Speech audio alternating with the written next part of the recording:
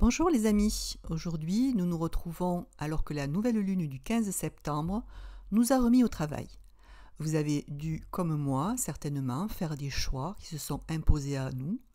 Tous les secteurs sont concernés, mais plus particulièrement le secteur de la vie quotidienne, le secteur de la santé et du travail, celui qui nous nourrit. En tous les cas, même si les décisions ne sont pas prises, une réévaluation, une analyse est en route pour acter tout cela à la fin de l'année.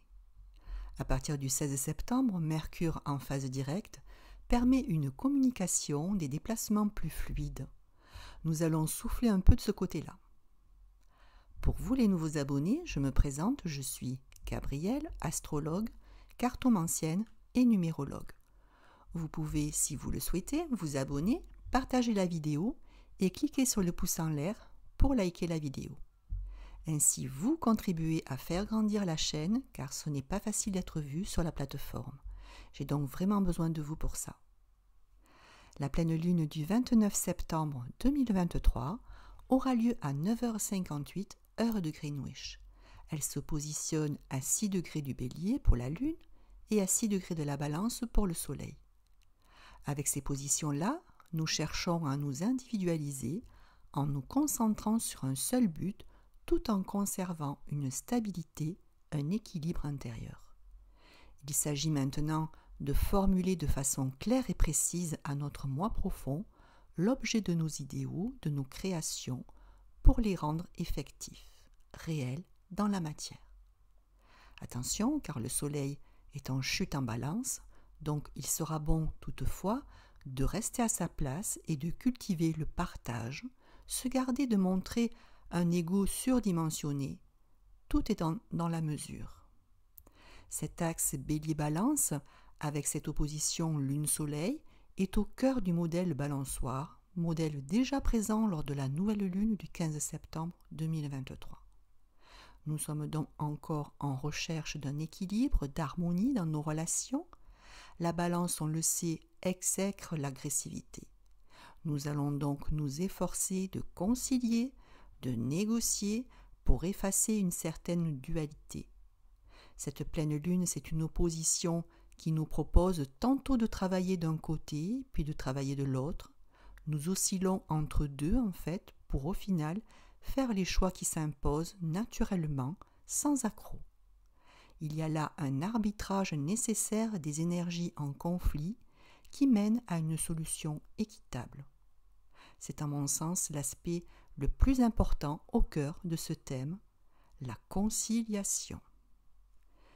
Très important, nous aurons Mercure, planète centrale de ce thème, d'autant qu'il est maintenant en marche directe, qu'il est en opposition à Neptune, opposition de cœur aussi du modèle balançoire, et planète focus d'une figure cerf-volant.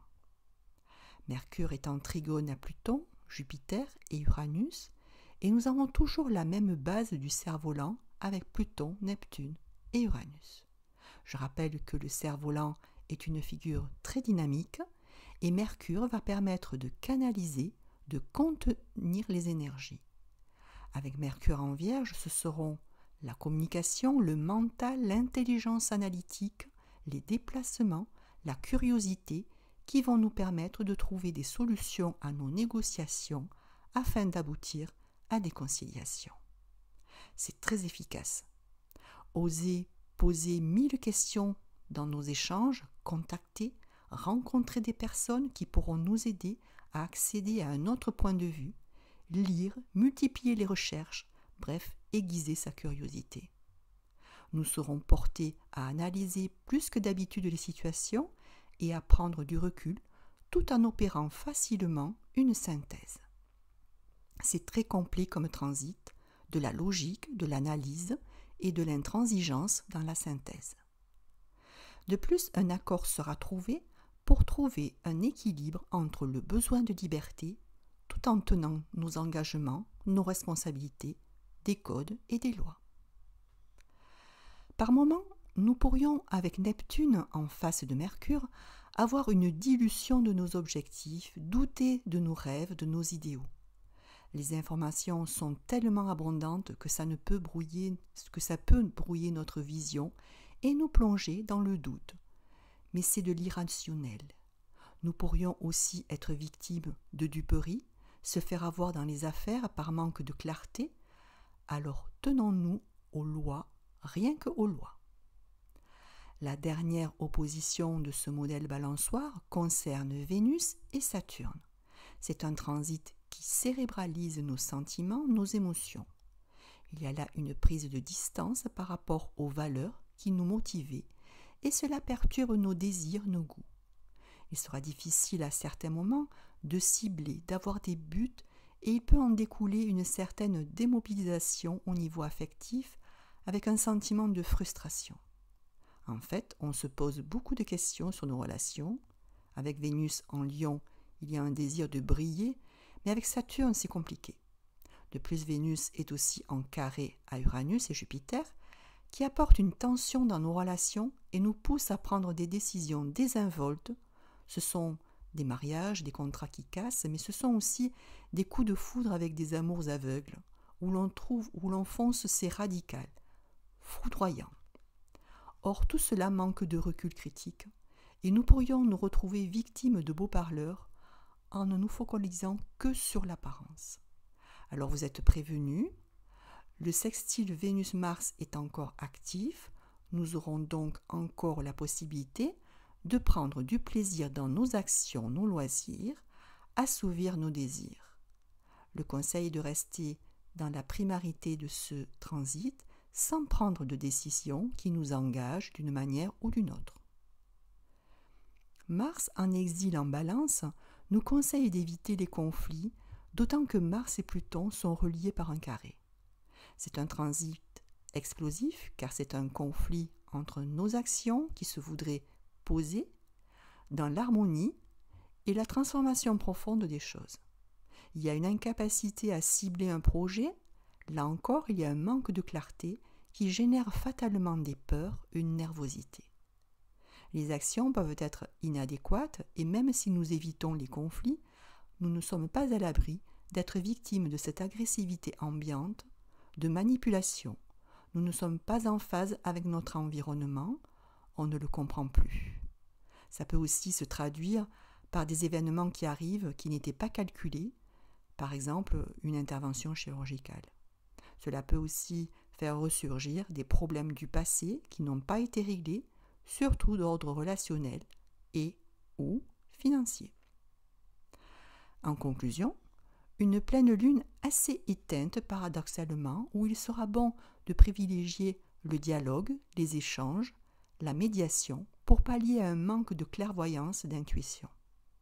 Nous aurons le sentiment de perdre le contrôle de nos situations, de subir un déséquilibre. Alors restons centrés sur notre ascension, notre progression, et cultivons le dépassement de soi pour effacer le doute, la confusion, la dispersion. Nous devons continuer à apprendre tous azimuts. La connaissance nous rend plus forts, surtout pour passer la porte de notre transformation. Derrière cette porte se trouve le succès, la concrétisation de nos idéaux de vie.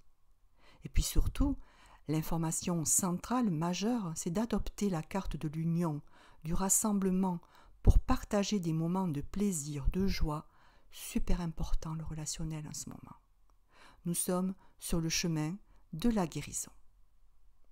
Les signes concernés par les transits de cette pleine lune seront les béliers premier décan, les balances premier et début dernier décan, les vierges début dernier décan, les poissons début premier décan et troisième décan, les lions dernier décan et toujours nos capricornes de fin de signe et les taureaux deuxième et dernier décan.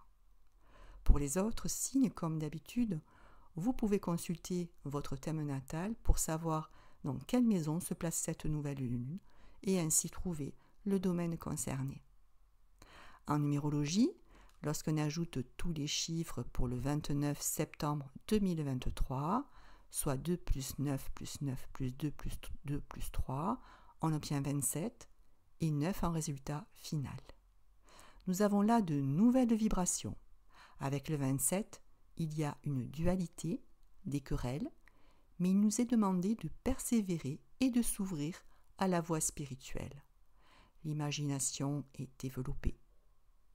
Avec le 9, certes, nous cheminons lentement, mais sûrement, grâce à notre boussole interne. Là encore, les apprentissages sont salutaires, mais le fait est que nous arrivons à la fin d'un cycle qui a été très très long. Il est temps d'aller chercher au fond de nous la réponse à nos questions, car nous seuls avons la solution. Mes amis, je vous remercie de m'avoir suivi jusque-là. Avant de quitter la plateforme, je vous invite à vous abonner, à cliquer sur le pouce en l'air et à partager la vidéo si vous avez aimé ma version analytique. Je me répète à chaque vidéo, mais si la chaîne grandit, c'est surtout grâce à votre générosité dans l'écoute et les pouces. Alors un grand merci à vous tous. Je vous retrouve pour l'étude de la nouvelle lune du 14 octobre 2023. En attendant, si vous le souhaitez, vous pouvez me contacter par mail aveniretsymbole@orange.fr pour partager vos impressions. Je vous réponds dès que possible. Je vous souhaite à toutes et à tous une très belle quinzaine en harmonie et en confiance. Bises à toutes et à tous et prenez soin de vous. À bientôt!